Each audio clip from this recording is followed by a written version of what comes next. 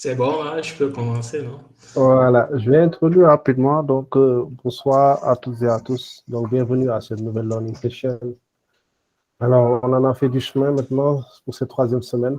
Aujourd'hui, on est à notre learning session numéro 10. Donc, c'est notre 11e learning session. Et aujourd'hui, on va parler avec Vladimir Fomenik de Bitcoin Dev Kit. Donc, sans plus tarder, je vais laisser Vladimir se présenter et entrer dans le vif du sujet. Vlad, c'est à toi. OK. Merci, Nouro. Ça fait vraiment plaisir d'être là avec vous. Bon, ce que je vais présenter ce soir, en fait, c'est un petit tutoriel qui démontre comment est-ce qu'on utilise la bibliothèque qu'on appelle le Bitcoin Development Kit. En fait, moi, je suis développeur open source. Je contribue au Bitcoin Dev Kit. C'est ça que je fais chaque jour. Euh, donc, j'ai préparé un petit tutoriel pour vous. Je ne sais pas si il y en a qui sont attends, j'imagine que vous avez vos machines là, non? Bon, ce qu'on va faire, c'est que je vais vous partager le lien. Comme ça, chacun pourra avoir accès aux documents. Donne-moi une minute.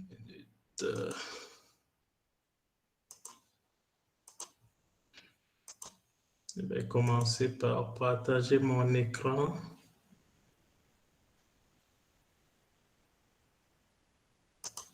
Est-ce que vous voyez mon écran? Yes. OK, parfait. Bon,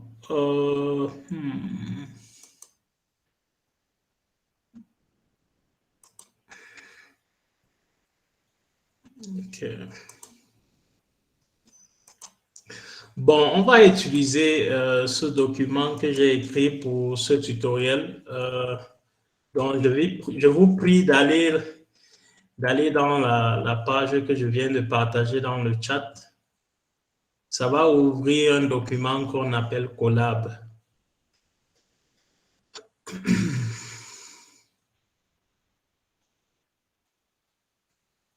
Moi, ça me fait, désolé, vous n'avez pas accès à ce service.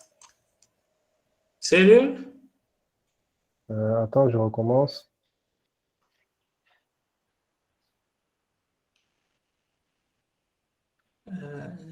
Ouais, mais service not allowed. Service not allowed. Euh, hmm, C'est bizarre ça. Est-ce que les autres, vous pouvez essayer de nous dire dans le chat? Que...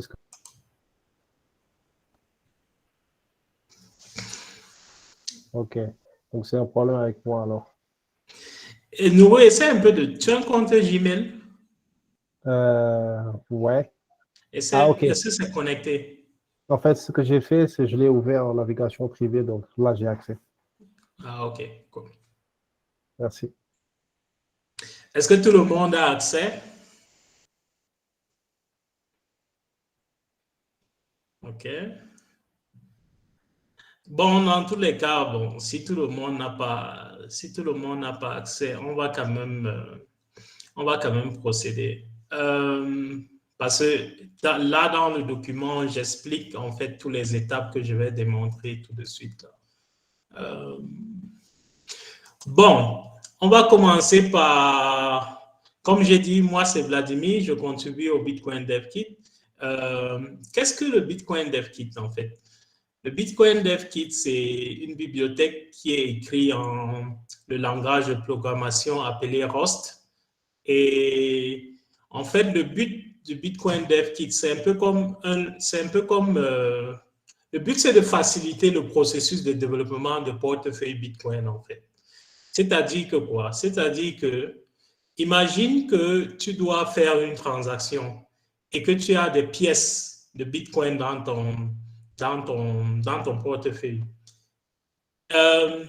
Si tu devais le faire toi-même, tu dois sûrement sélectionner les pièces que tu veux dépenser et utiliser ces pièces pour créer ta transaction.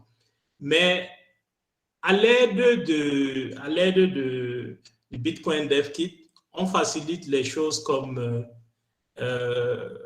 le choix des pièces que tu dois faire, c'est-à-dire ce qu'on appelle en anglais le coin selection. Et on facilite aussi les trucs comme signer la transaction. On facilite aussi les trucs comme, vous avez sûrement entendu parler des descripteurs, ou bien ce qu'on appelle ça en anglais descriptors.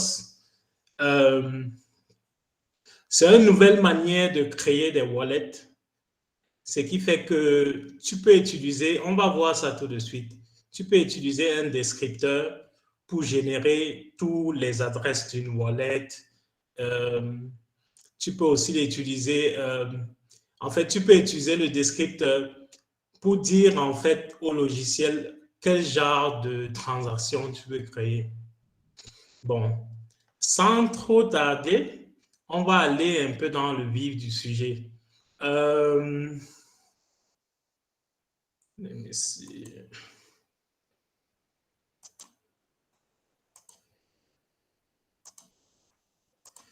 Bon, ce qu'on va faire aujourd'hui, c'est qu'on va créer une transaction. On va créer une transaction testnet et puis on va la déployer, on va la diffuser sur le réseau Bitcoin, sur le réseau testnet Bitcoin. Il faut que je précise. Bon, allons-y dans le tutoriel. Ce qu'il faut faire pour commencer, c'est que si vous n'avez pas Rust installé sur votre machine, il faut commencer par installer Rust en allant sur le lien que je suis en train de montrer sur la page là. Ouais. Ça ne doit pas durer, ça doit être quelque chose de rapide. Donc,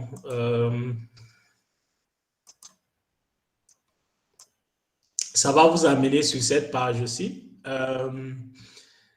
Et vous allez sélectionner ça et puis vous allez l'exécuter dans votre terminal.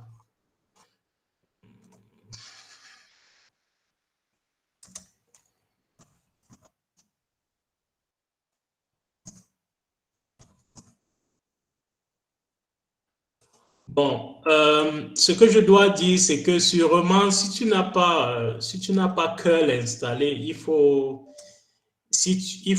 d'abord installer curl. Si tu es sur Ubuntu, c'est simple, tu dois juste faire un sudo apt install curl.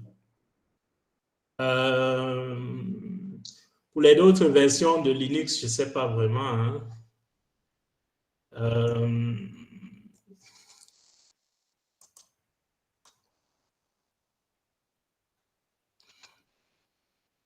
Ce que cette commande va faire, c'est que ça va vous installer Rust et puis ça va aussi vous installer Cargo. Cargo, en fait, c'est le build tool qui est utilisé par Rust. C'est un peu comme si tu as utilisé Node.js, c'est un peu comme npm, la commande npm. Ouais. Bon. Qui a déjà fini d'installer de son côté? Nourou, est-ce qu'il est possible aux invités de parler? Oui, ils peuvent prendre la parole, Sylvain. Ok, parce que j'ai l'impression d'être seul un peu ici. Mais ils sont timides, hein? Donc je te le dis.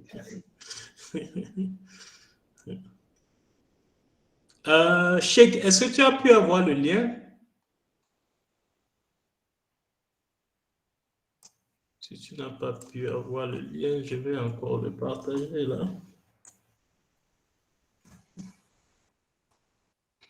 Voilà le lien.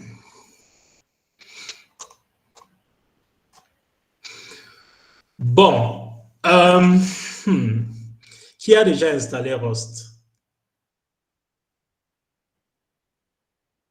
Il faut au moins que... Je l'ai déjà installé. Ok, merci. Merci, maman. Qui d'autre?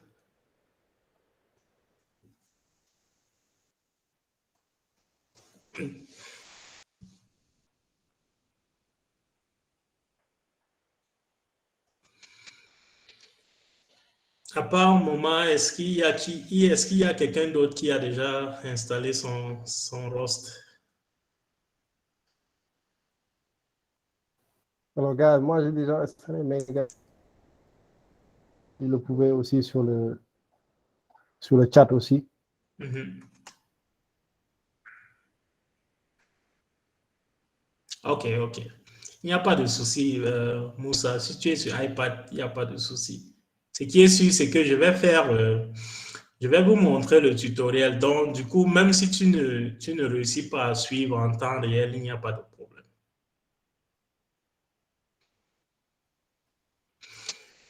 Bon, disons que vous avez déjà installé Rust.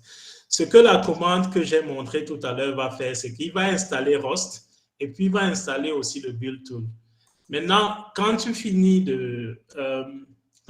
d'exécuter cette commande, juste pour t'assurer que tu as Rust installé sur ton système, tu vas faire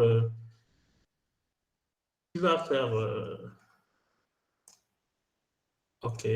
Tu vas faire la commande Rossi et puis tu vas faire version.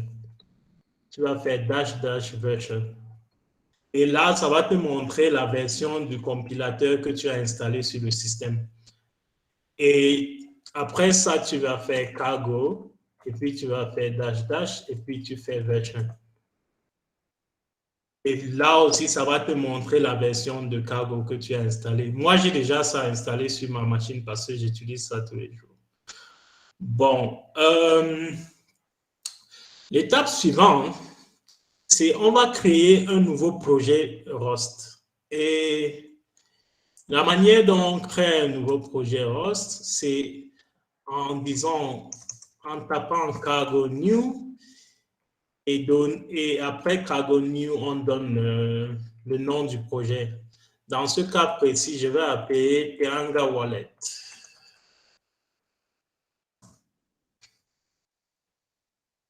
Bon, on a Teranga Wallet qui vient d'être créé. Donc, si je fais CD Teranga Wallet pour entrer dans le dossier qui vient d'être créé. En fait, ce que Cargo New fait, c'est que ça crée un dossier dans le répertoire là où j'étais et puis ça initialise un nouveau projet Rust. Donc, j'entre dans le dossier qui a été créé, Teranga Wallet, et puis je vais ouvrir mon VS Code dans ce dossier.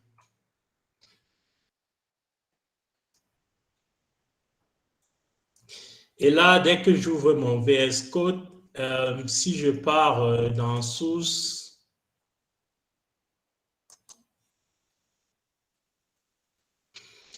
ce que je vais voir, c'est juste une fonction main avec un print hello world. Maintenant, pour exécuter ce projet, ce que je dois faire, c'est que je dois juste taper cargo run. Et puis, quand je frappe cargo run, ça va exécuter le projet. Donc là, en fait, on voit exactement Hello World imprimé à l'écran comme c'est écrit dans le code. Maintenant, la première étape, c'est qu'il va falloir qu'on ajoute à notre liste des dépendances le Bitcoin Dev Kit. Donc, le fichier cargo.toml, c'est là où on retrouve en fait tous les dépendances de ce projet. Là, actuellement, vous allez voir dans la section Dependencies qui se traduit en dépendance. On n'a pas de dépendance dans notre projet. Maintenant, je vais ajouter le Bitcoin Dev qui est abrégé BDK. Je vais ajouter la version 0.24.0. Donc, si vous suivez le tutoriel, toutes ces instructions-là, je les ai mis dans le tutoriel. Maintenant, il va falloir qu'on crée un peu la base, disons, il va falloir qu'on crée un wallet, un Bitcoin Dev Kit wallet. Maintenant, le code pour créer ce wallet, je suis en train de me rendre compte que je suis en train d'aller un peu très vite là. Bon, avant de créer notre Bitcoin DevKit Wallet, il y a une chose qu'on doit faire. On doit générer un exprif et il y a un outil qu'on va utiliser pour générer ce exprif. Cet outil s'appelle BDK-CLI et le CLI, en fait, c'est un programme que tu peux utiliser à travers l'invité de commande, c'est-à-dire le terminal, pour générer les clés, pour générer les exprifs que tu vas utiliser maintenant après pour générer, pour développer un wallet. Maintenant, ce que je dois dire, c'est que le CLI peut faire beaucoup d'autres choses. Dans ce cas précis, moi, je l'utilise juste pour générer les clés. Parce que, en fait, c'est très facile et c'est très simple pour le faire. Donc, tout ce qu'on doit faire, c'est BDK CLI key generate. Et là, ça va nous sortir un texte exactement comme ça, où tu as le fingerprint, qui est aussi le checksum, tu as le mnemonic, et puis tu as le exprif. Maintenant, le exprif, c'est un peu comme, disons, c'est un peu comme l'ancêtre de tes clés privées dans un wallet, dans un hierarchical deterministic wallet. Je ne sais pas comment dire ce mot en français. Bon, on va exécuter cette commande. Si tu n'as pas encore installé BDK CLI, voilà la commande que tu vas utiliser pour installer BDK CLI. Cargo install, ça, et puis ça va aller très vite. Bon, pour moi, dans mon cas précis, j'ai déjà BDK CLI. J'ai déjà BDK CLI dans la machine, donc tout ce que je vais faire, c'est BDK CLI key generate. Et là, du coup, ça va me générer un fingerprint, ça va me générer des mnémoniques, et puis ça va me générer un typriv.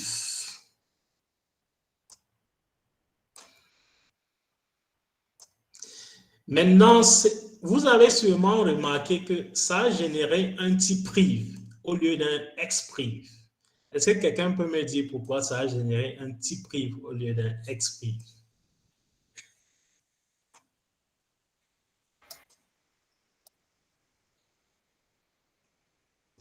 Quelqu'un a une idée? J'ai le droit de faire partie de ceux qui répondent ou pas? Je les laisse répondre. Non. Toi, tu connais. Gars, je vous laisse répondre. Essayez quand même, ne soyez pas... Essayez juste de donner des réponses. Bonsoir. Est-ce que le Oui. typerie... Oui, bonsoir tout le monde. Oui, Est-ce que bonsoir, le Stéphane. typerie, c'est parce que c'est lié à un test, un Bitcoin test ou pas? Parce que cette affaire de test, je pense que c'est ce genre de racine, c'est un peu différent, ça commence avec un T, je pense. Voilà, exactement. En fait, si j'avais créé donc le CLI, le programme qu'on appelle le CLI, par défaut, le réseau Bitcoin qu'il utilise, c'est le réseau testnet. Il n'utilise pas le réseau mainnet, c'est-à-dire le réseau qui est vraiment utilisé par les utilisateurs de Bitcoin tous les jours. Donc, CLI utilise testnet, donc il va te générer plutôt un typriv au lieu d'un expriv. Bon, on a généré notre typriv qui est, comme je disais, notre ancêtre un peu, il est un peu comme l'ancêtre des clés privées de notre wallet. Maintenant, ce qu'on va faire, c'est qu'il va falloir qu'on crée un wallet. Maintenant, pour créer un wallet, c'est pas assez compliqué. Je peux dire c'est un peu simple parce que, bon, la bibliothèque BDK fait un peu beaucoup de travail derrière la scène pour nous. Voilà, si vous avez remarqué à l'écran, je vais copier tout ce code-là. et je vais le mettre dans main.rs. Bon, voilà, en fait, toute cette section-là, c'est en fait les modules ou bien les objets que je suis en train d'importer dans ce fichier. Maintenant, on va se focaliser sur la fonction mainC. Il y a des trucs un peu clés là-dedans. Maintenant, sur la ligne 9, on est en train d'initialiser un Electrum blockchain. En fait, ce que cette ligne est en train de faire, c'est qu'il est en train, derrière la scène, il est en train de, derrière cette ligne, ce qui se passe, c'est qu'il va connecter ce code à un serveur Electrum. En fait, un serveur Electrum,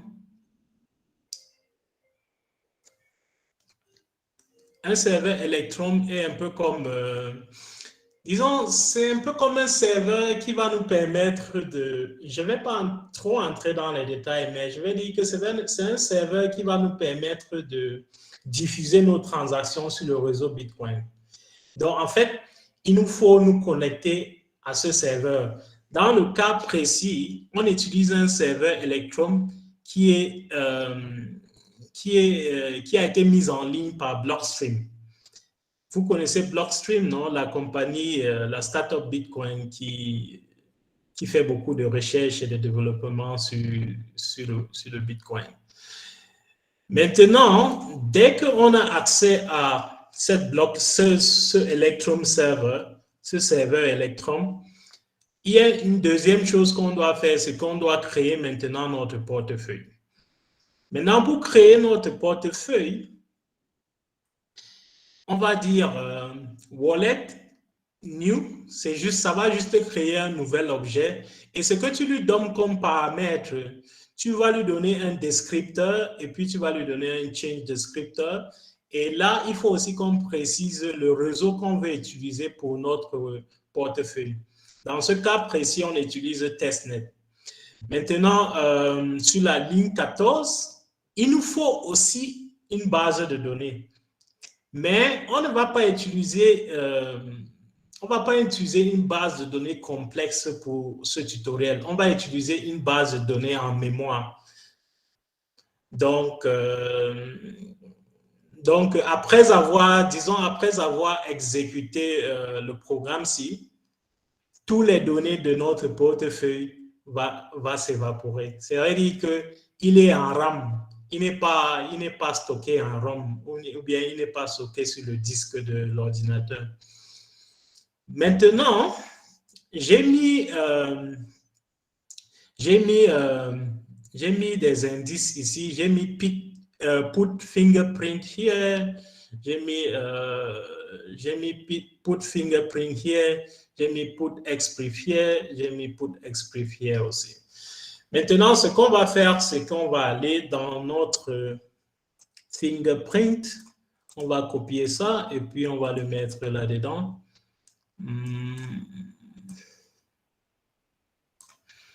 On va le mettre là. On va le mettre là aussi. Maintenant, il faut qu'on copie notre tpriv. Oups.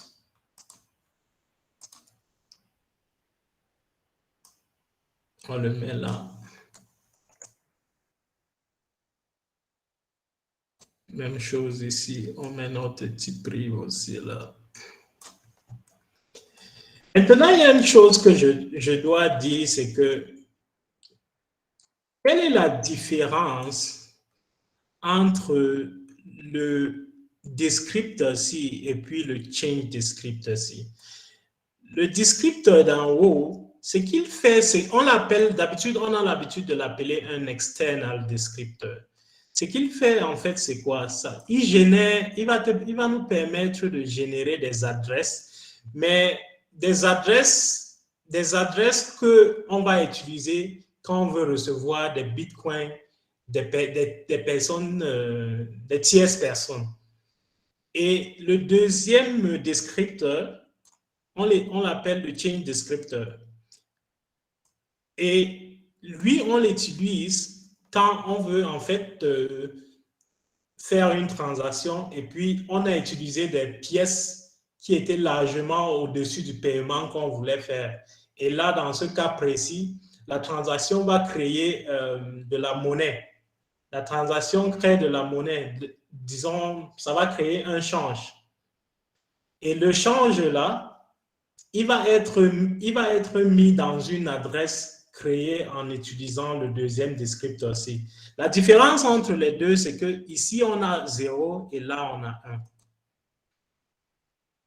Et bon, je ne vais pas trop entrer dans les détails, mais vous aurez le temps de me demander toutes ces questions-là. Voilà, maintenant on a notre wallet. On a notre wallet. Et ce qu'on va faire, après avoir une autre wallet, c'est qu'on va aller sur la blockchain en utilisant notre serveur Electrum et on va essayer de voir s'il y a des pièces, si on a de l'argent sur la blockchain, disons, on a des pièces sur la blockchain. Ce qui va se passer, c'est que quoi? On appelle wallet. Sur Wallet, on appelle la fonction sync, on le passe le blockchain et puis on passe l'option de sync. Ici, j'utilise l'option par défaut qui s'appelle sync option default. Maintenant, ce que je vais faire, c'est que je vais essayer de calculer ma balance en appelant la fonction getBalance sur le wallet. Et ça me retourne un objet qu'on appelle balance. Et sur cet objet-là, je vais l'imprimer pour avoir ma balance. Mais ce que je dois dire, c'est que cet objet ne va pas nous permettre de voir en fait la balance numérique. Donc, il faut que je dise get total pour que ça me donne la balance. Maintenant, on a créé un wallet, on est parti sur la blockchain pour regarder s'il y avait des pièces sur la blockchain. Je ne sais pas comment je ne sais pas comment on dit UTXO en français. UTXO. Je pense que le mot Voilà, pièce ok. que tu as utilisé est bon. Hein. Après, eux, ils ont expliqué l'UTXO. Donc, tu peux utiliser UTXO. Hein. Oui, en fait, bon, quand je dis pièce, ici dans le contexte précis, c'est pour dire qu'on part sur la blockchain pour voir si on a des UTXO qui ont été assignés à une de nos adresses. En fait, voilà ce qui se passe derrière la scène, derrière cette ligne de code-là. Bon, maintenant, essayons un peu d'exécuter ça pour voir en fait notre balance. On va faire cargo run.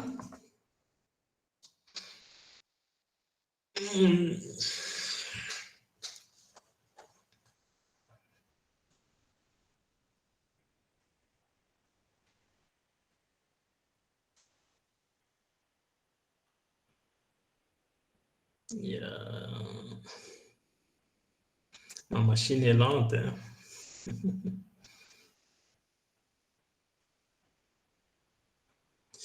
Bon, entre-temps, regardons un peu où on en est. Bon, on a créé un balance. Prochaine étape, créer une adresse.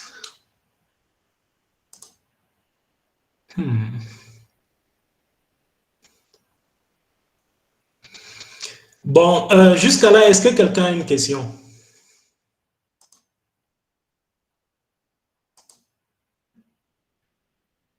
Quelqu'un a une question?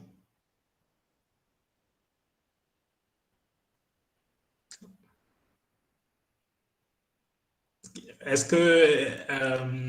que vous comprenez tout ce qu'on est en train de faire?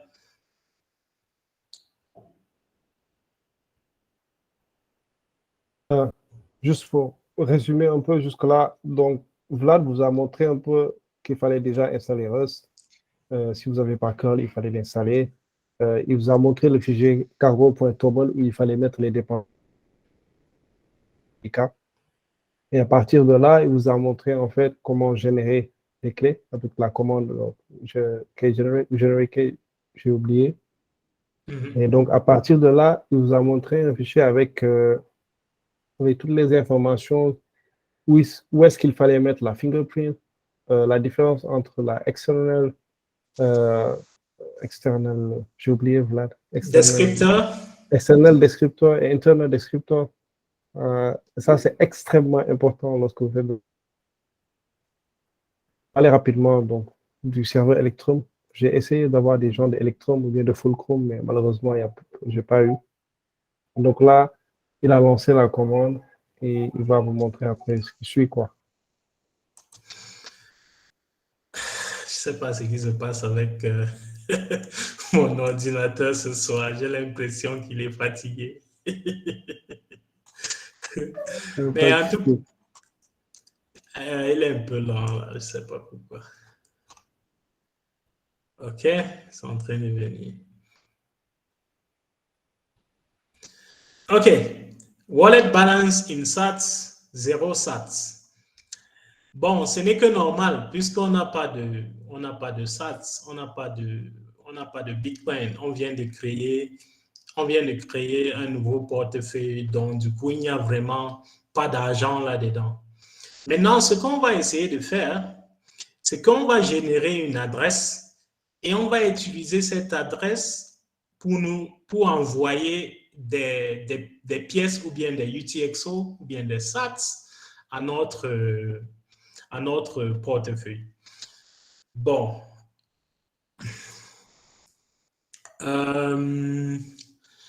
La suite, c'est on doit faire let me see, where do I put it?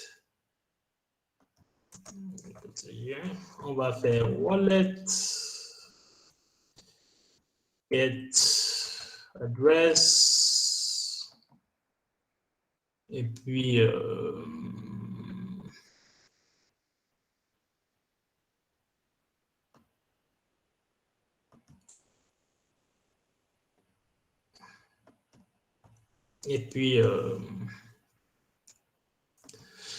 on va lui dire que on veut utiliser une nouvelle index pour dériver cette adresse. Voilà ce qu'on va lui dire.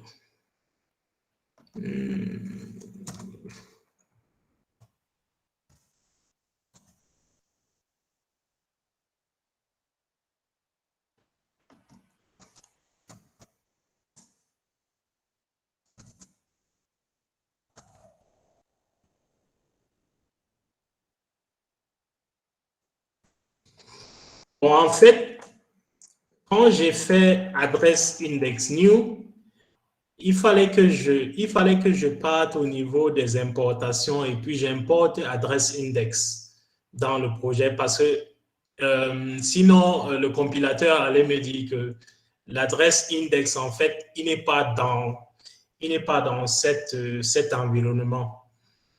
Donc, il fallait que je fasse appel à adresse index. Je pense que ça doit être new capital. Ouais. Ça doit être ça plutôt. Et du coup, là, on peut générer des adresses.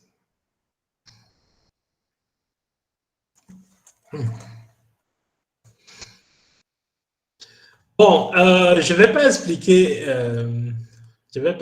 le petit symbole là, ce qu'il fait exactement, parce que c'est pas vraiment important. Mais ce qu'il va faire, c'est que s'il y a une erreur, la fonction s'il va s'arrêter sur la ligne ici et puis ça va retourner l'erreur. What did we do? What's the next step? Bon. Le next step, je vais juste prendre l'adresse.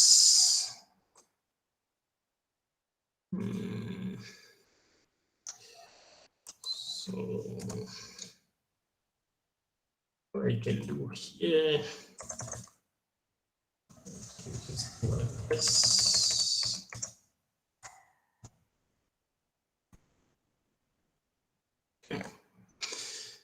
Maintenant,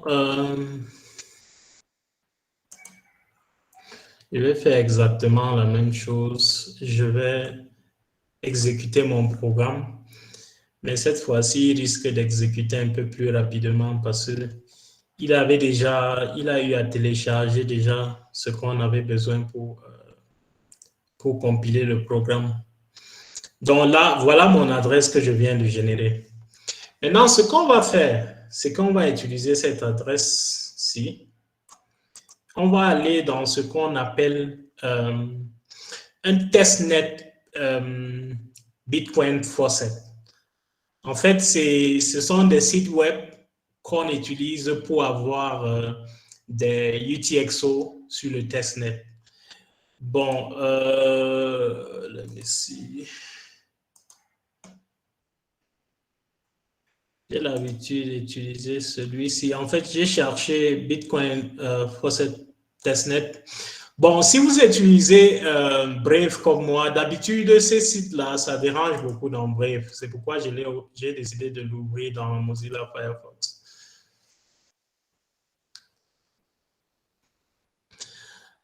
Celui-ci ne marche pas. I need another one. C'est un peu celui-ci, voilà. Ouais. Bon, là, ce qu'on va faire, c'est qu'on va mettre l'adresse qu'on vient, on dit Bitcoin adresse, donc on va mettre l'adresse là, et puis on va lui dire, on va lui demander de nous envoyer 0.0001 Bitcoin. On va send ça.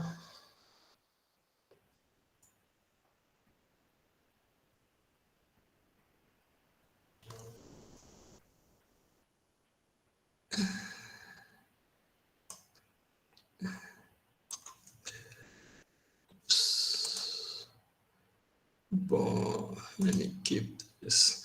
Bon, il y a un lien ici. On dit send testnet coins back when you don't need them anymore. En fait, ce qu'ils sont en train de dire, c'est que du moment où on n'a plus besoin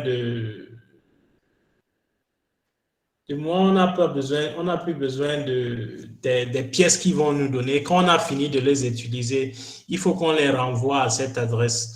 En fait, je vais garder l'adresse quelque part ici en bas. Non.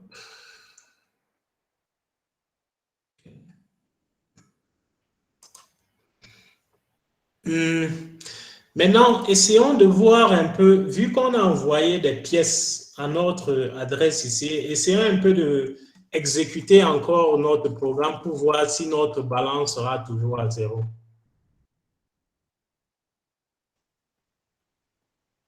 Voilà, on a maintenant 10 000 sats. Ça veut dire qu'on a l'argent qu'on peut dépenser. On a maintenant des pièces dans notre wallet qu'on peut dépenser. Maintenant, la suite, ce qu'on va faire, c'est qu'on va créer une transaction et puis on va signer cette transaction et puis on va diffuser cette transaction sur le réseau Bitcoin. Et ces 3 étapes-là. Bon, rentrons à notre guide. En fait, pour créer la transaction, on va utiliser ce code. Je vais l'expliquer. Pour l'instant, je vais juste le copier sans l'expliquer, mais je vais l'expliquer tout de suite.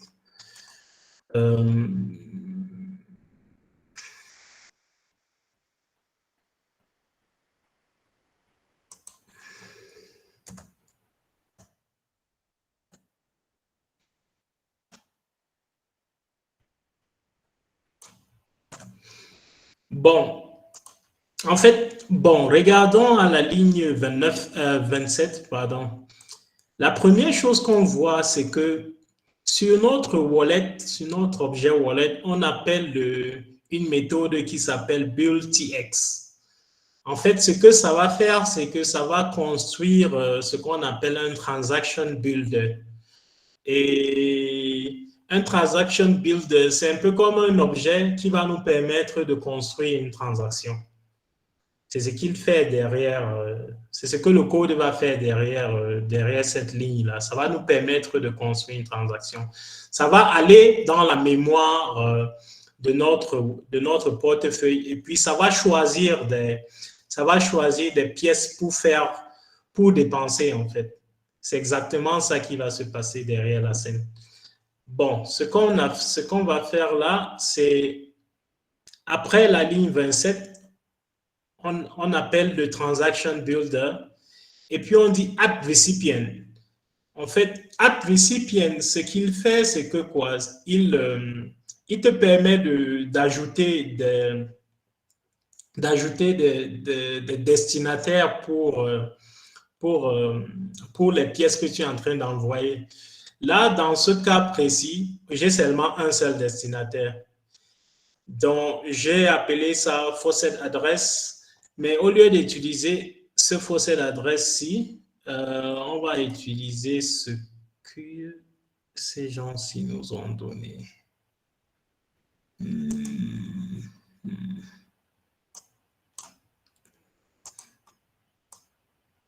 Oups.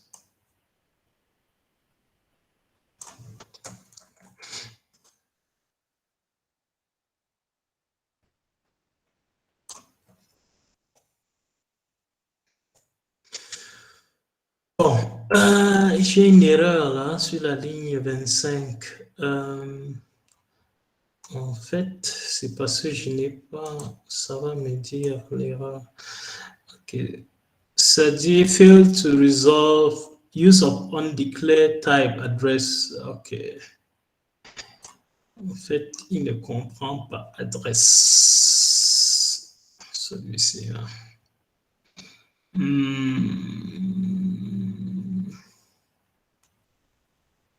Ici.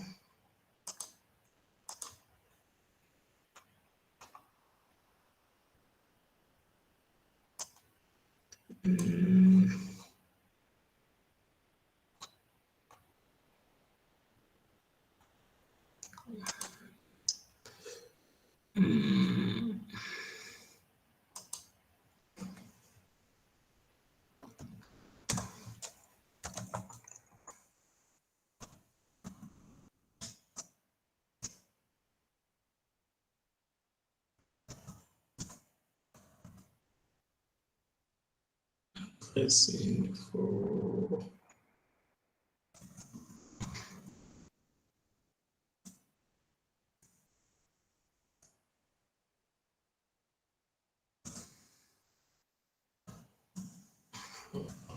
Une seconde. Ah voilà, il est là. Ok. Bon, ça me dit use of undeclared type address parce qu'en fait, je n'avais pas importé adresse. Maintenant, la prochaine chose que ça va sûrement me dire, ça va sûrement me dire que je n'ai pas importé use standard. C'est from. Ça s'appelle comment encore? Ici. Ouais, use standard, celui-ci.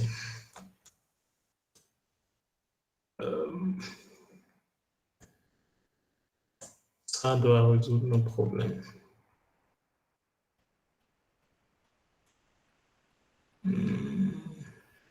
Ok.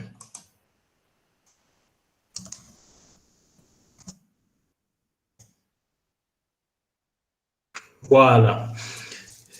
Maintenant, ce que j'étais en train de dire, c'est que l'adresse qu'on va utiliser, c'est l'adresse qu'on a eue sur le site web là. C'est ça qu'on utilise, le faucet d'adresse. Et ce qu'on fait ici, on dit faucet d'adresse.script pubkey. En fait, ce que faucet d'adresse.script pubkey fait, c'est qu'il te permet de prendre une adresse Et puis, à partir de cette adresse, il te génère disons, un UTXO. Et là, ce qu'on va faire, c'est on va dépenser 5 000. On avait 10 000 sats, on va dépenser 5 000 sats. Et on va aussi enable RBF. RBF, c'est Replace by Fee. En fait, ce que ça nous permet de faire, c'est que si on envoie une transaction qui finit par ne pas être confirmée sur le réseau parce qu'en fait, les mineurs n'ont pas ils ne voient pas cette transaction comme une transaction juteuse dans le sens qu'il n'a pas assez de frais. Ils ne vont pas la prendre pour la mettre dans le prochain bloc. Donc, ce qu'on peut faire, c'est qu'on peut dire à l'avance qu'on va créer notre transaction de telle manière que si dans le futur, cette transaction-là perd un peu beaucoup de temps avant d'être mis perd un peu beaucoup de temps, traîne à être mis dans la blockchain. Ce qu'on va faire, c'est que on peut utiliser un mécanisme pour booster un peu les frais de cette transaction, disons ça comme ça. Bon, ce qu'on a fait là, ça nous a permis de donner tous les éléments à notre transaction builder pour pouvoir construire une transaction. Maintenant, sur la ligne 33, ce qu'on fait, c'est qu'on dit transaction builder finish. Ce qu'il va faire, c'est qu'il va retourner les transaction details et puis il va aussi retourner le PSBT. En fait, les transaction details ici, c'est un objet où on peut voir en fait tous les détails de notre transaction, c'est-à-dire les frais de la transaction, le destinataire des pièces dans cette transaction. Bon, en tout cas, ce que je vais faire, c'est que je vais imprimer ça. Comme ça, je vais exécuter le programme, comme ça, il va imprimer le transaction details, comme ça, on pourra voir ce qu'il y a à l'intérieur.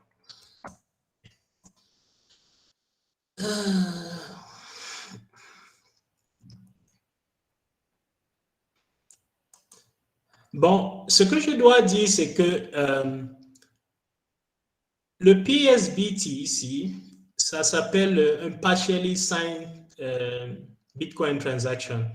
En fait, ce qu'il est, c'est que c'est un format qu'on utilise pour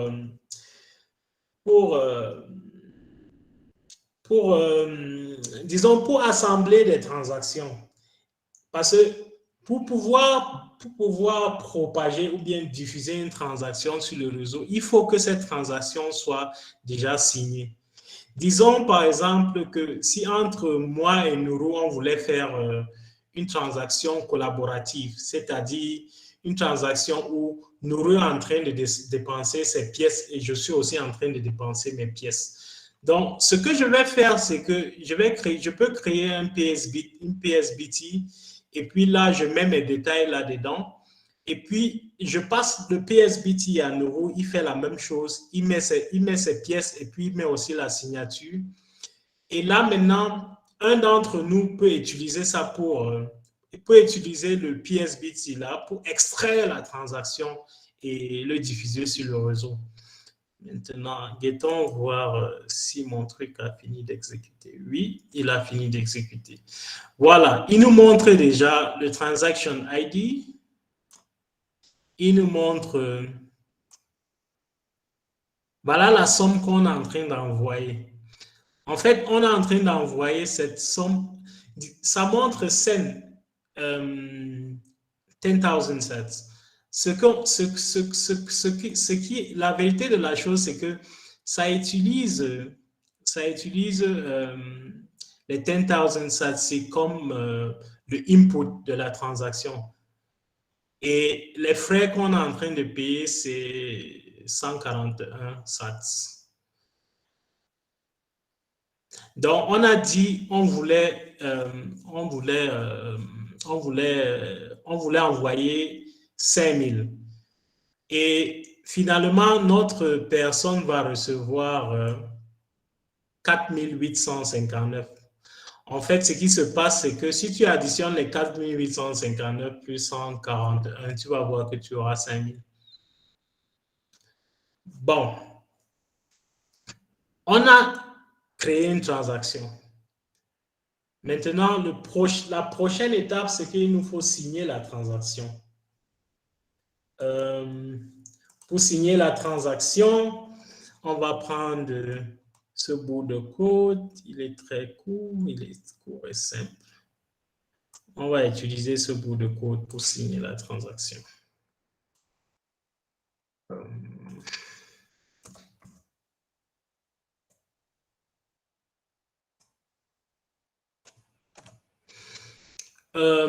Ça, je dois le mettre en haut.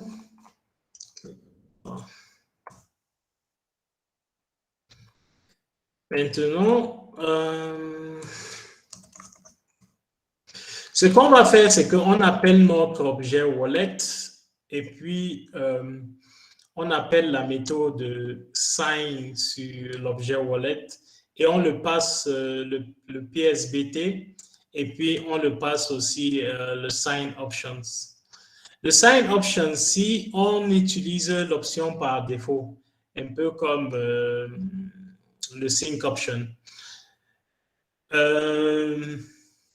Maintenant, quand la fonction ou bien la méthode ici va exécuter, il va nous retourner une valeur booléenne. C'est-à-dire, il va nous dire si c'est true or false.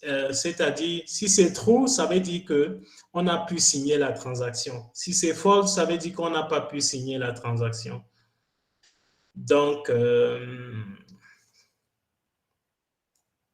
je vais essayer d'exécuter ça. Cargo run.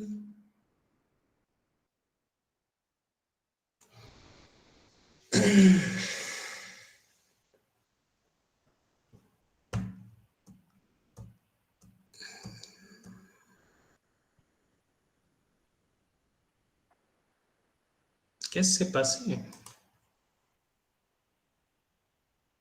On n'a pas vu cette partie du code.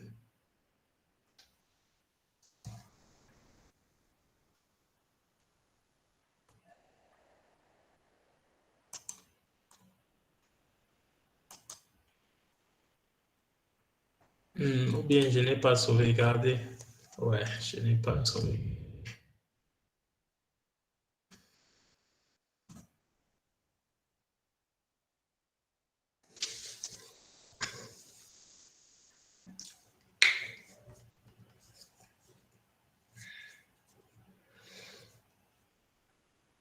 Bon.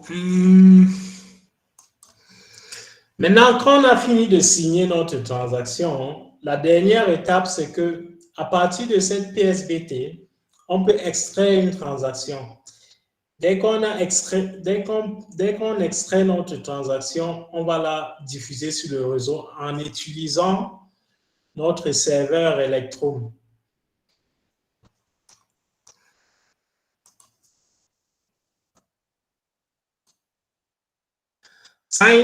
Transaction sign true, ça veut dire qu'il a pu signer la transaction.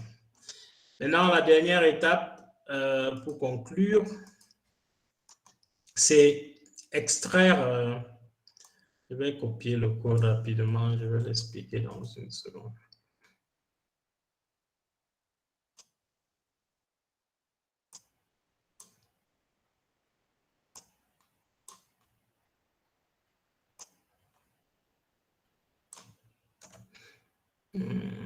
Hide. Bon. Bon, sur la ligne 43, ce qu'on fait, c'est qu'on est en train d'extraire la transaction. Et sur la ligne 44, ce qu'on fait, c'est qu'on est en train de calculer le transaction ID, qui est juste le hash de la transaction. Et maintenant, sur la ligne 45, ce qu'on fait, c'est qu'on utilise notre serveur Electrum pour diffuser la transaction qu'on vient d'extraire sur le réseau. Maintenant, essayons de exécuter avec le nouveau code pour voir ce que ça donne. Use, OK. OK, use BDK blockchain. OK, blockchain. Use BDK blockchain. OK.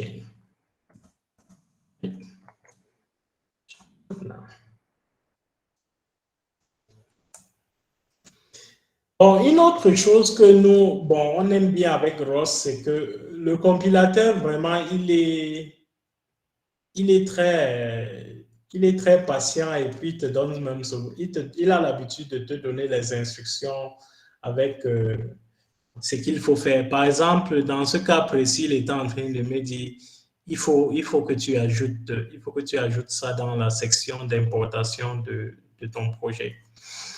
Bon, là, ça nous dit la transaction a été signée, ça nous dit la transaction a été envoyée, transaction sent, et ça nous montre en fait le hash de la transaction. Mais plus important, ça nous donne aussi un lien qu'on peut utiliser pour aller voir, la transaction dans un explorateur. Voilà en fait l'explorateur blockstream.info. Là, on peut voir notre transaction. Le statut de la transaction, c'est unconfirmed.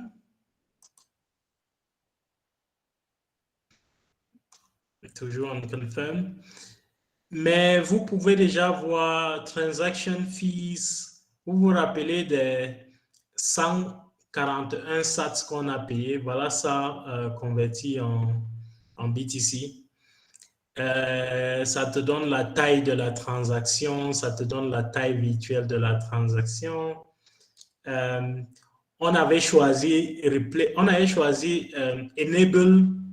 RBF, donc Replace by Fee, donc la transaction a été cochée comme une transaction qui peut être remplacée. Et maintenant, voilà les bitcoins qu'on a eu du fossé. 0,0001 bitcoin et qu'on a envoyé. Là, vous allez vous rendre compte que le signe bitcoin, là, il y a un T devant juste pour dire que ce sont des pièces du testnet.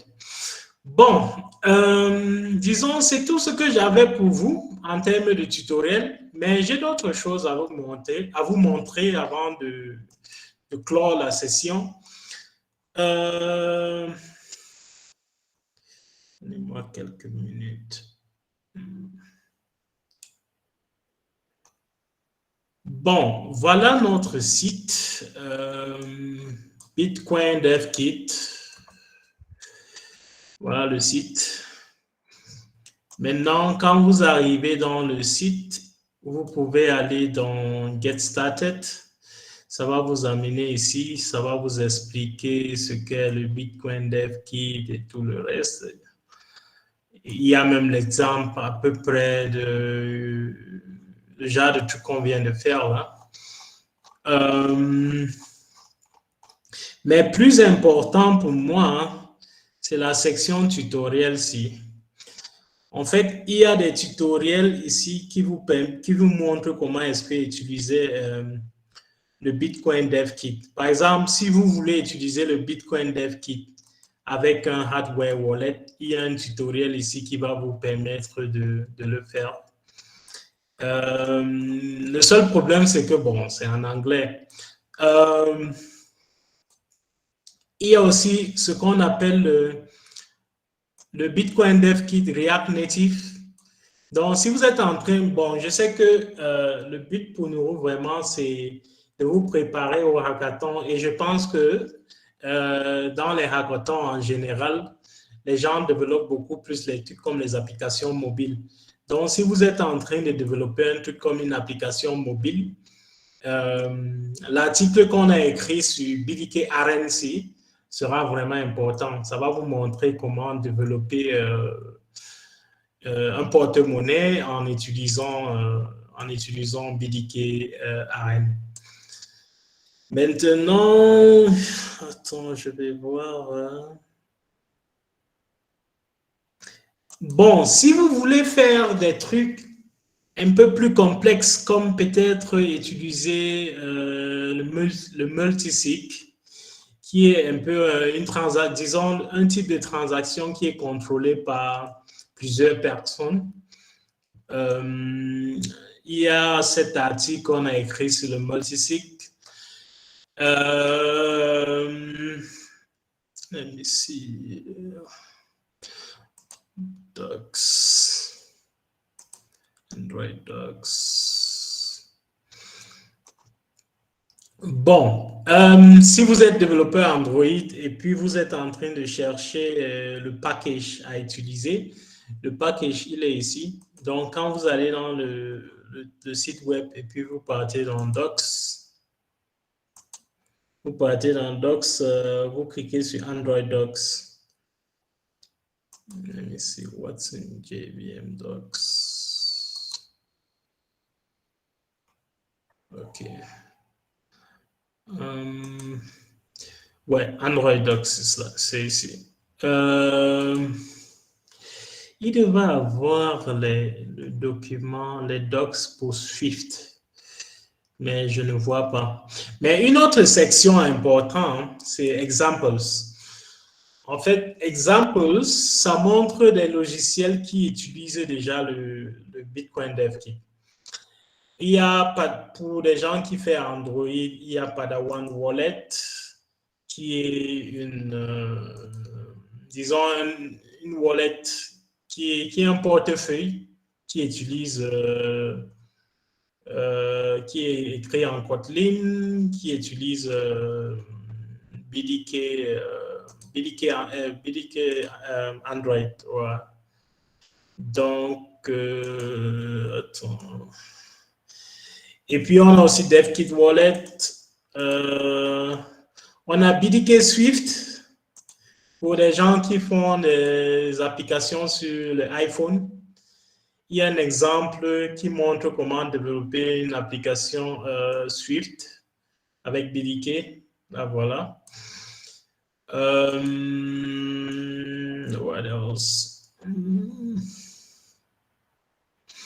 Bon, je pense que c'est tout ce que j'avais pour vous. Mais dans tous les cas, si vous commencez à travailler avec le code et puis vous êtes bloqué, on est sur Discord. On est sur Discord et puis si vous arrivez sur le site, le lien de Discord doit être quelque part sur le site. Ouais, il est là. Donc, si vous cliquez là, vous allez avoir une invitation Discord. Ouais, dans mon cas, je fais déjà partie de la chaîne Discord, donc ça m'a amené directement sur notre chaîne Discord. Maintenant, si vous venez sur notre chaîne Discord, il y a cette chaîne-là qui s'appelle BDK Users. C'est ici que vous pouvez demander toutes les questions que vous avez sur n'importe quelle des bibliothèques que je viens de vous montrer là. Donc, bon, c'est ça, BDK, et j'aimerais bien voir ce que vous allez développer avec BDK. Ouais. Bon, nous, c'est tout pour moi. Merci beaucoup, Vlad. Il y a Cher qui posait une question, c'est est-ce que les bibliothèques Rust, on peut trouver les similaires pour Python et tout? Oui, on peut trouver pour Python. Bon, attends, donne-moi une minute. Je vais essayer de quitter ça pour toi.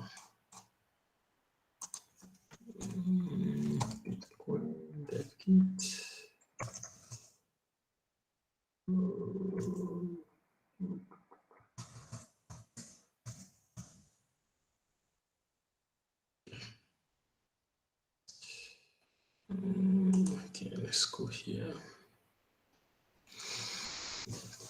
En fait, ce que je ne vous ai pas dit, c'est que le code même qu'on écrit, il est écrit en Rust. Mais on a ce qu'on appelle des bindings qui nous permettent de prendre ce code en Rust et de l'exposer dans d'autres langages. Par exemple, la bibliothèque de Kotlin que vous avez vue, on a notre binding, on a notre Kotlin binding qui nous permet de faire ça. Donne-moi une minute, je vais chercher.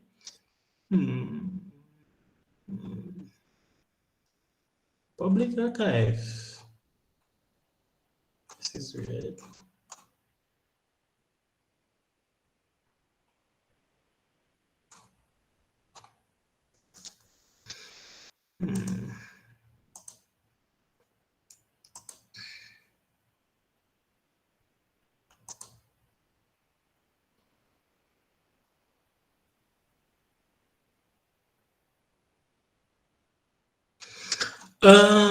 En fait, voilà le code pour this code.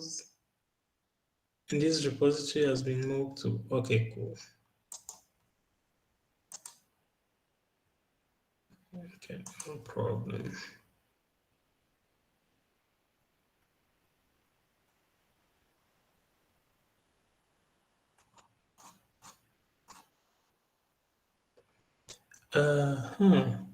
Bon, voilà en fait, si vous partez sur PyPy, qui est un peu comme le NPM de Python, vous allez en fait voir la bibliothèque BDK Python.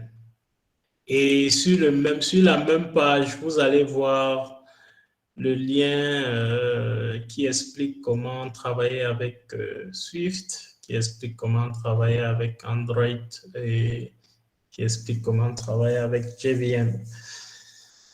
Ce que je dois vous dire, c'est que j'ai montré BDK Aren, mais BDK Aren est encore en développement. Donc, vraiment, les API pour cette bibliothèque-là peuvent changer d'un instant à l'autre. Ouais. Je pense que c'est bien, je partage ce truc-là.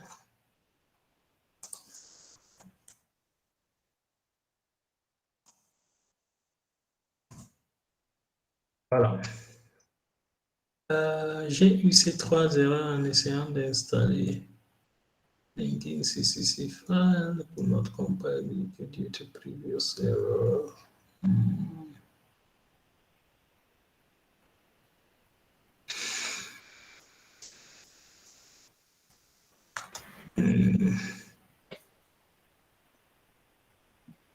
J'avais déjà installé Cargo auparavant. Bon, je ne sais pas. J'avais déjà installé Rust auparavant sur ma machine, mais si tu n'as pas d'idée, j'essaierai de débugger par moi-même ou de réinstaller un peu le tout, de voir un peu les dépendances. Le tu dis?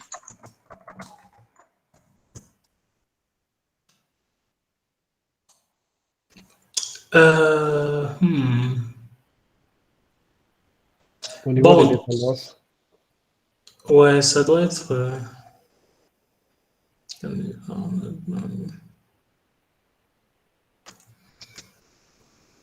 Bon, on peut regarder ça. On peut regarder ça dès qu'on a fini la session. Je peux essayer de voir comment je peux t'aider. Je ne pense pas que ça doit être quelque chose de compliqué. D'accord. Ouais. Est-ce qu'il y a quelqu'un d'autre qui a une question ou bien n'importe quelle question, hein? Si on veut générer les keys pour pour le mainnet, comment on fait? Bonne question. Je vais vous montrer comment le faire avec BDK. Nous, je pense, je vais les partager, le code qu'on avait écrit là. Donnez-moi une seconde.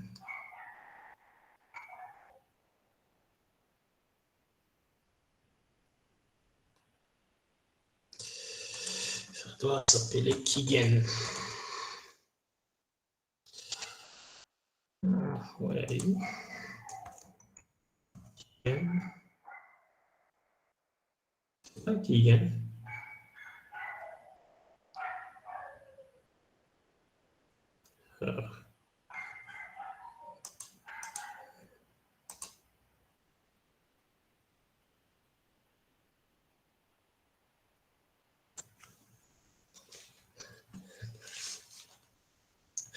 Bon, bref, ce que j'ai fait dans ce tutoriel, c'est que je vous ai seulement, j'ai utilisé un outil qui nous permet de générer les clés facilement, mais il est possible de le faire en utilisant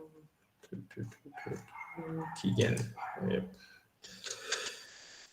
Bon, j'ai écrit un peu le code de Rust qui te permet d'aller du mnémonique à la clé. Donc, du mnémonique à des clés sur le mainnet. Le seul truc ici, c'est que il doit avoir une portion de code où tu choisis le network que tu utilises. Attends un peu, voir. Je pense. Yeah, there should be a place for network. Bon, là par exemple, tu vois, je suis en train de mettre network rectest.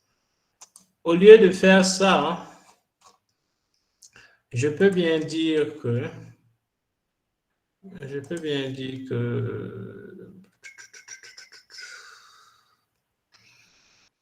peux bien utiliser quelque chose comme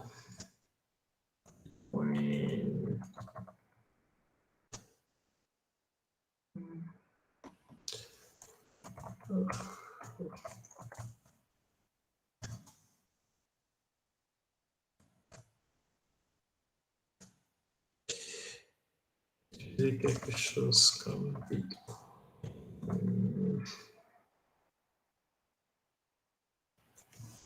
attends un peu. BDK. Okay, Bitcoin Network.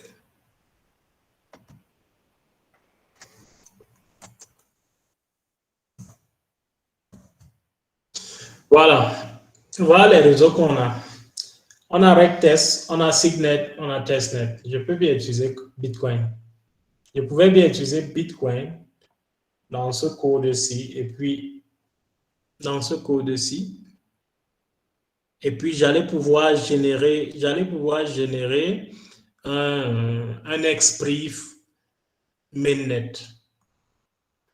Donc je vais partager ce code avec vous.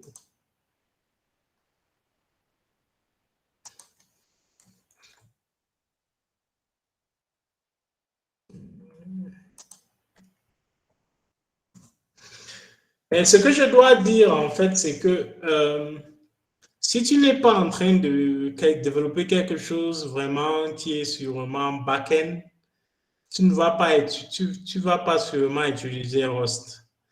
Tu vas sûrement avoir besoin de quelque chose comme BDK Swift ou BDK Android ou bien BDK React Native. Mais si tu es en train de développer quelque chose comme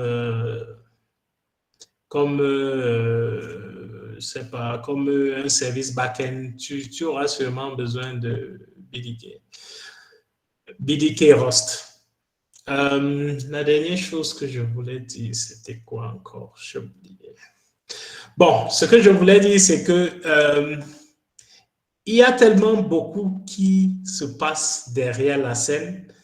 Donc, on a pu créer une transaction en quelques lignes de code et puis on a diffusé la transaction sur le réseau, mais vraiment, il y a beaucoup ce qui se passe derrière la scène, surtout quand tu dis au transaction builder de créer la transaction. Vraiment, vraiment, il y a beaucoup qui se passe derrière.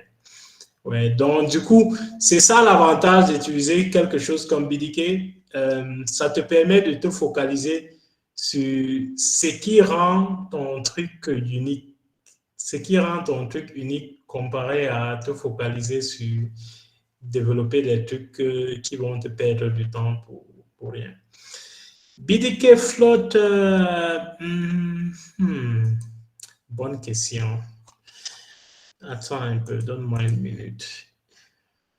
Je pense qu'il doit avoir BDK flotte, mais je ne sais pas si c'est prêt. Donne-moi une seconde.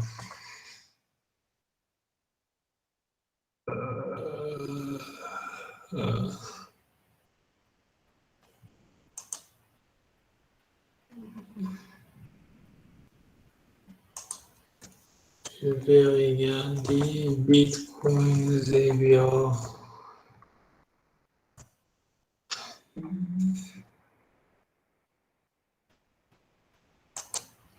En fait, la personne qui travaille sur BDK ARN, il a sûrement un repository pour BDK Flood. C'est ça que j'essaie de trouver là.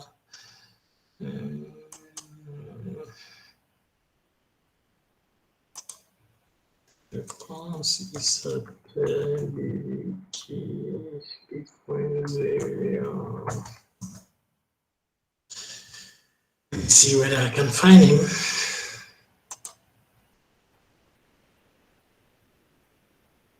Okay. Il doit y avoir quelque chose là. LDK Flotter.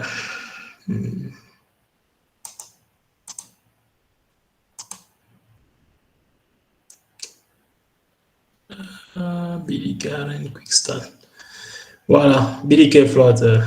Mais comme je disais tout à l'heure, je ne pense pas que ça soit des trucs qui sont prêts, c'est-à-dire prêts à être utilisés en production. Ça doit être encore sûrement au niveau des expériences. Il est encore en train d'expérimenter avec sûrement. Mais dans tous les cas, si tu es en train de développer quelque chose avec Float, tu peux me faire signe. Je peux parler avec lui. Je peux te mettre en contact avec Bitcoin Xavier, voilà, pour voir si c'est possible d'utiliser son BDK Float. Voilà. Autre question?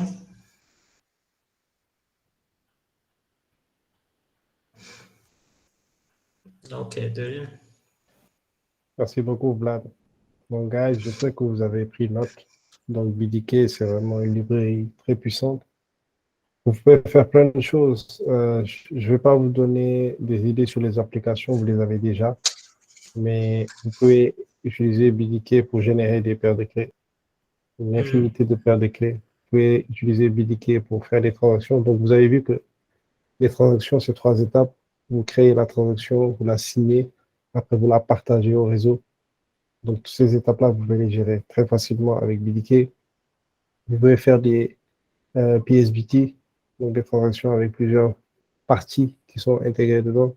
Vous pouvez vérifier votre solde, le solde, et générer des adresses. En fait, vous pouvez faire vraiment tout ce dont vous avez besoin pour pouvoir réaliser des applications. Et je ne sais pas, à un moment donné, lorsqu'il a fait la transaction, il est parti sur Mempool. Non, c'était sur Blockstream, donc sur Block Explorer. La dernière fois, on a eu une session sur Mempool et il nous a montré comment on pouvait utiliser les API. Donc là, vous avez déjà une idée sur comment est-ce que vous pouvez merger, comment vous pouvez utiliser ensemble tous les outils qu'on a pu voir jusqu'à aujourd'hui. Donc, amen. Thanks a lot, Vladimir. C'était vraiment très, très, très intéressant. J'espère qu'ils ont pris note. Et je vais te poser une question que je pose à tout le monde. C'est qu'est-ce que Bitcoin représente pour toi? Pour moi, Vlad, Ouais, ah, je ne sais pas si... Bon, pour moi, vraiment, c'est un début de quelque chose. C'est-à-dire, quand on regarde le monde actuel, on se rend compte que dans beaucoup de pays, tu vas te rendre compte que c'est comme si les gouvernements ont perdu la boule. Et à un niveau, l'individu n'a pas les outils pour reprendre le contrôle qu'on avait donné au gouvernement. Je vais vous prendre le cas du Cameroun. J'étais au Cameroun en 2018. Et en 2018, on avait les élections. Et Paul Biya a gagné comme d'habitude, sûrement avec la fraude, même pas que sûrement, parce que euh, c'était clair qu'en regardant les chiffres que vraiment il y avait eu la fraude. Et puis quand tu regardes tout ce système, un président qui est là depuis 40 ans, c'est comme s'il a verrouillé tout le pays. Il n'y a vraiment pas d'issue. Et tu regardes une technologie comme Bitcoin, pour moi vraiment, Bitcoin, c'est un début de prendre ce pouvoir qu'on avait donné au gouvernement. Mais là, c'est un pouvoir économique qu'on est en train de reprendre. On est en train de reprendre le pouvoir économique qu'on avait donné au gouvernement, aux banques centrales. Et maintenant, on est en train de remettre cette puissance-là entre les mains des individus. Et du coup, vraiment, ça crée un monde où il n'y a pas de frontières. Et comme c'est un réseau qui est développé sur Internet, ça crée un monde vraiment où il n'y a pas de frontières. Et pour moi, vraiment, c'est ça qui est intéressant à propos du Bitcoin. Ouais. Euh, oui, Ali? Aliou, vas-y.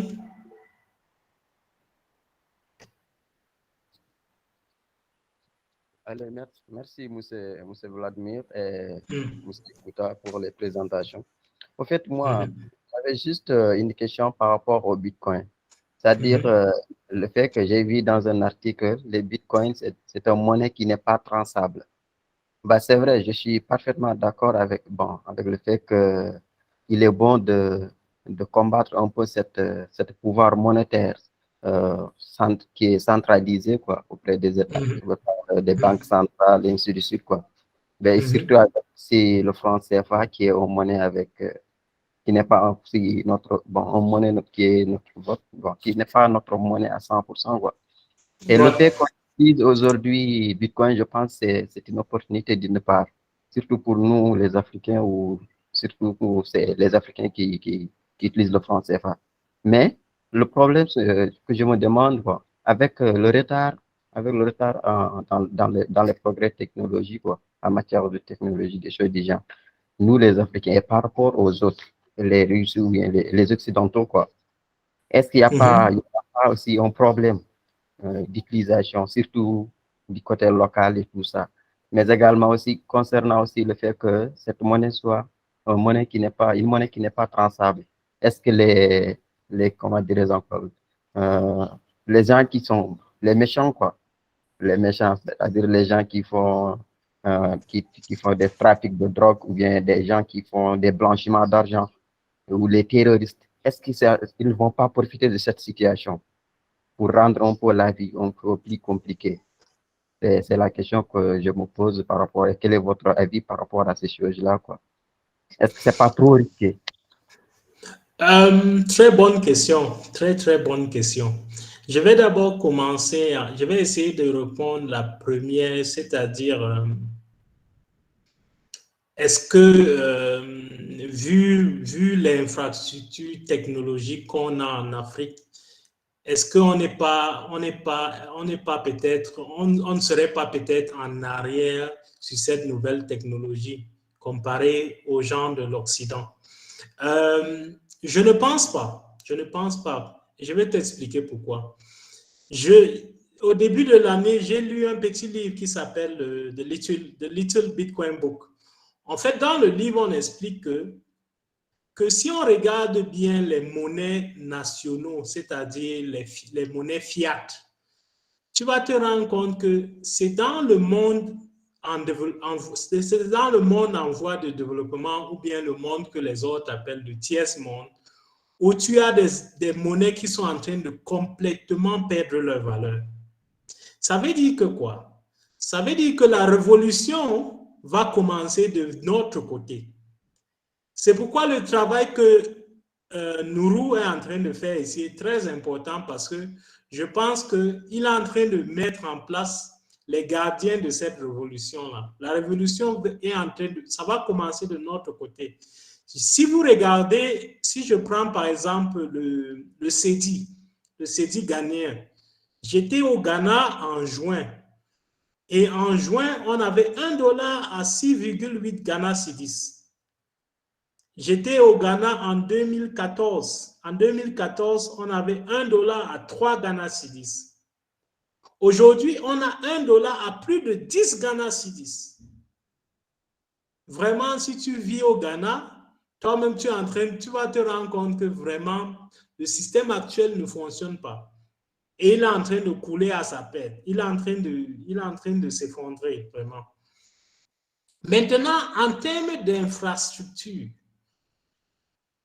il y a des solutions qu'on peut développer qui sont vraiment propres à nos réalités. Je suis aujourd'hui au Kenya et le premier pays à avoir développé mobile money. Quand les Occidentaux étaient en train de penser que peut-être notre salut financier devait venir des banques, il y a des ingénieurs talentueux qui sont sortis avec un nouveau concept qu'on appelle mobile money. Aujourd'hui, dans l'espace Bitcoin, il y a Machankura qui est en train de montrer qu'il est possible de faire des transactions Bitcoin en utilisant les infrastructures USSD. Et ça, c'est des infrastructures que tout le monde en Afrique utilise. Nous, on utilise, même les gens qui sont dans les endroits reculés où ils n'ont pas accès. Et c'est même plus important pour des gens qui n'ont pas accès à Internet. Maintenant, la dernière partie de ta question, c'était, vu que le Bitcoin se dit non traçable, est-ce qu'il n'est pas possible à des malfaiteurs d'utiliser le Bitcoin pour nuire à d'autres personnes? Ce que je dois dire, c'est que quoi? C'est que ce que les gens ne comprennent pas, c'est qu'au départ, quand le Bitcoin a commencé, il était utilisé sur le Silk Road. Le Silk Road était un site web sur le dark web. En ce temps-là, les gens se disaient que le Bitcoin n'était pas traçable. Et ils utilisaient ça comme moyen de payer. Le Silk Road était un site web où on achetait et on vendait de la drogue. Et le Bitcoin était utilisé comme moyen de paiement. Et en ce temps-là, les gens avaient cette conception générale que non, le Bitcoin n'est pas traçable. Mais la réalité de la chose, c'est que le Bitcoin est traçable. Le Bitcoin est traçable parce que, en fait, la blockchain est transparente. Si je commence à exécuter Bitcoin Core, qui est le logiciel qui opère les nœuds Bitcoin, les nœuds du réseau Bitcoin, je peux regarder toutes les transactions là-dedans. C'est-à-dire toutes les transactions. Maintenant, la seule différence, c'est que Bitcoin, lui, il est pseudo-anonymous, pardon, on dit ça en anglais, je ne sais pas comment on dit ça en français, nous. Oui, c'est ça, pseudo-anonyme. Voilà. Donc, ça a un avantage. Pour moi, je vois que ça a un avantage. Ça veut dire que quoi? Ça veut dire que je peux dire au régulateur demain que, en fait, tu peux tracer la blockchain sans problème. Mais d'un autre côté, ça a aussi l'avantage que quand je regarde une adresse, quand je regarde sur la blockchain en tant qu'individu, quand je regarde des pièces qui ont été attachées à une adresse spécifique sur la blockchain, je ne peux pas dire que c'est les adresses de Nourou. Donc, quelque part, je pense qu'il y a l'opportunité pour nous de faire en sorte qu'on peut bien travailler avec des régulateurs et des gouvernements sans toutefois perdre l'avantage que le Bitcoin nous donne. Ouais. Si je peux juste compléter, il faut considérer que, par rapport à la dernière question, donc pour rebondir sur ce que Vladimir a dit, parce qu'il t'a dit beaucoup de choses quand même, et j'espère que tu as retenu, c'est que par rapport à la traçabilité, il y a eu un hacker en 2012. Vladimir vous a parlé de Silk Road. Il y a un hacker en 2012, il a volé 50 000 bitcoins à Silk Road. Les gens l'ont suivi, ils l'ont attrapé. C'était, je pense, il y a la semaine dernière ou bien il y a 2 semaines. Parce qu'ils ont suivi, en fait, toutes les transactions qu'il y a eu avec ces 50 000 bitcoins-là sur Bitcoin. Ils l'ont tracé jusqu'à des exchanges. Après, ils ont récupéré des informations des exchanges. Ils ont connu sa vraie identité. Ils l'ont attrapé. Il y a eu un couple qui a volé sur un exchange qui s'appelait Bitfinex, je ne sais plus combien de bitcoins, en 2016. Ils ont été attrapés là en 2022. Donc ça, c'est un des avantages quand même sur Bitcoin. C'est-à-dire que si tu fais quelque chose de mal, tu seras attrapé tôt ou tard. Maintenant, beaucoup de gens, ça, ce sont les médias qui parlent de ça, que le Bitcoin va être utilisé pour le financement du terrorisme, etc., etc. Mais comme je l'ai dit la dernière fois, avant le Bitcoin, on achetait la drogue avec quoi? Avant le Bitcoin, on faisait du blanchiment d'argent. Avant le Bitcoin, on faisait tout cela. Donc, ce n'est pas parce qu'il y a le Bitcoin que les gens vont s'arrêter. Et ça n'a pas commencé avec le Bitcoin. Et ça va continuer même après le Bitcoin. Je sais pas. Donc, voilà quoi. Vlad, est-ce que tu as un dernier mot, un conseil avant qu'on ne se quitte parce que je sais qu'il fait tard chez toi? Un dernier mot. Bon, je suis sur Twitter. Mon handle, c'est Vlad Kwesi. Si vous avez des questions, n'hésitez pas. Je suis ouvert à toutes les questions. Ce que je dois vous dire, c'est que c'est difficile dès le départ, mais ça devient facile avec le temps. Donc, je sais que ce n'est pas vraiment, c'est pas évident de commencer à développer des applications Bitcoin, mais au fur et à mesure que vous allez avancer, ça va devenir un peu plus facile. Ouais. Merci. Et je vous dis que vous aurez l'occasion de voir Vlad, Inch'Allah, pour le hackathon. Donc, il y a quelqu'un qui te demande ton mail. Est-ce que tu veux que je lui donne? Ouais, vas-y, il n'y a pas de souci. Ok, allez, écris-moi sur Telegram, je vais te le donner. Merci beaucoup, Vlad. De rien, Merci beaucoup, guys. Et demain, on se donne rendez-vous. On a une session avec BTC Pay Server. Bye bye. Bye bye, thanks.